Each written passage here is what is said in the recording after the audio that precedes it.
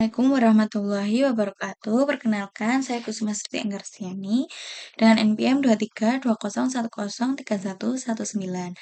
Di sini saya akan mempresentasikan hasil analisis laporan keuangan yang menganalisis kegiatan investasi dan pendanaan pada PT SMMT, PT SMRU, dan PT Sure.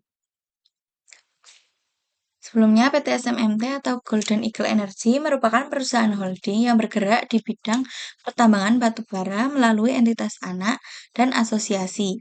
Perusahaan ini berdiri pada tahun 1980 dan terdaftar IDX pada tahun 2000. Kemudian PT SMRU atau SMR Utama merupakan perusahaan yang bergerak di bidang pertambangan batu bara yang kegiatannya termasuk penambangan, pengangkutan, dan penjualan. Perusahaan ini berdiri pada tahun 2003. Yang terakhir yaitu PT Sure atau Super Energi Tbk yang bergerak di bidang perdagangan energi termasuk gas bumi dan energi terbarukan. Perusahaan ini baru berdiri pada tahun 2011. Bagian pertama yaitu analisis kegiatan investasi. Yang pertama yaitu modal kerja operasional yang dihitung dengan OWC to sales ratio, dan OWC turnover. PT SMMT modal kerjanya naik tajam, namun turnovernya turun drastis, sehingga modal lebih lama terikat. Sedangkan PT SMRU modal kerjanya berubah menjadi negatif 9,83 M. OWC sales rasionya juga negatif 0,12 dan turnovernya negatif 8,15 kali. Menunjukkan bahwa pendanaan operasional sangat bergantung pada utang usaha. Kemudian PT Sure mengalami lonjakan modal kerja dari 137,6 M menjadi 209,28 M. OWC sales rasionya juga naik dari 0,45 menjadi 0,56 dan turnovernya stabil rendah. Hal ini mengindikasi adanya ekspansi skala bisnis yang masif. Kemudian yaitu perputaran piutang dan persediaan yang dihitung dengan akun receivable turnover dan inventory turnover serta rata-rata harian. PT SMMT akun receivable turnover-nya turun dari 17,27 menjadi 15,48 kali, sehingga penagihannya menjadi 24 hari. Inventory turnover-nya juga turun tajam dari 16,26 menjadi 6,62 kali, dan persediaannya menjadi 55 hari. Pada PT SMRU, akun receivable turnover-nya anjlok dari 174,72 menjadi 16,06. Inventory turnover-nya juga turun drastis dari 33,56 menjadi 22,09 kali. Pada PT Sure, inventory turnover-nya pada kondisi terbaik, yaitu meningkat dari 80,01 menjadi 115,07 kali, dan persediaan hanya selama 3 hari di tahun 2024.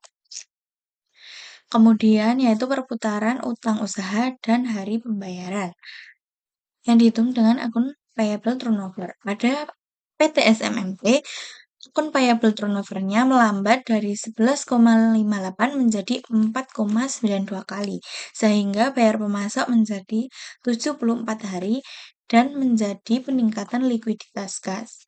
Pada PT SMRU, akun payable turnover-nya menurun dari 6,74 menjadi 3,14 kali, sehingga menunda pembayaran menjadi 116 hari karena adanya strategi pendanaan agresif via supplier.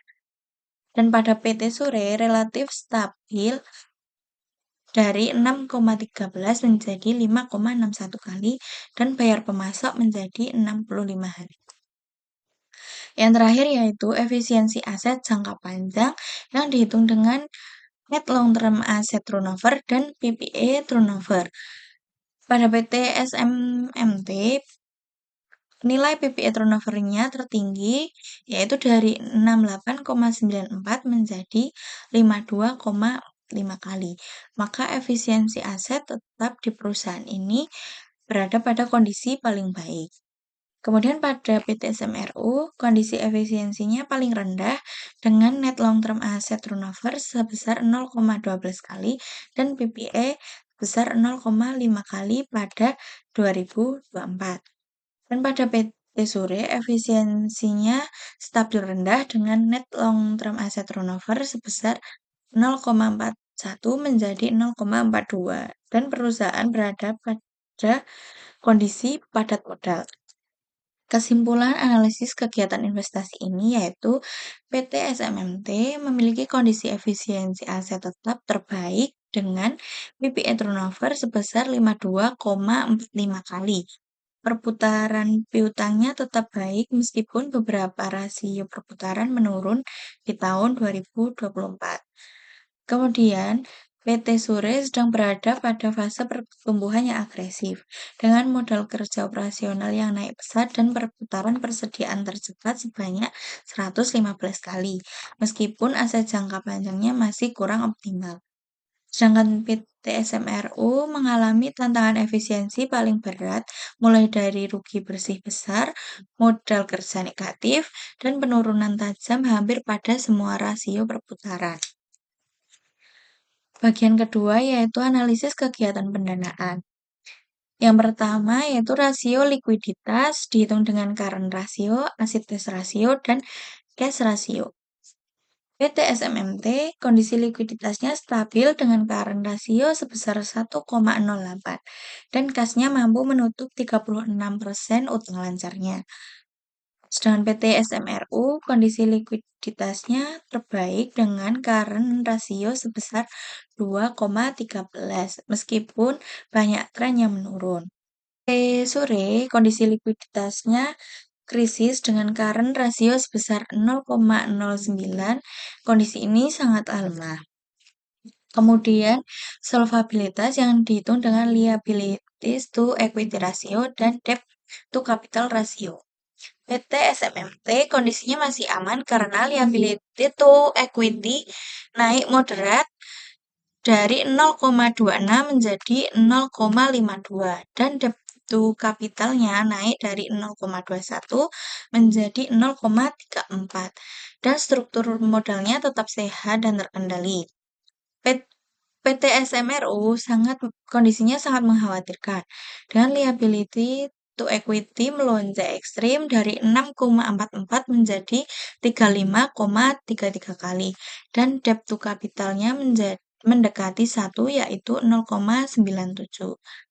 Hal ini menunjukkan hampir seluruh modal berasal dari utang. Kemudian PT Sure leverage-nya meningkat tajam dari 1,12 menjadi 3,12 dan debt to capitalnya juga meningkat dari 0,53 menjadi 0,76. Strategi pendanaan ini semakin agresif.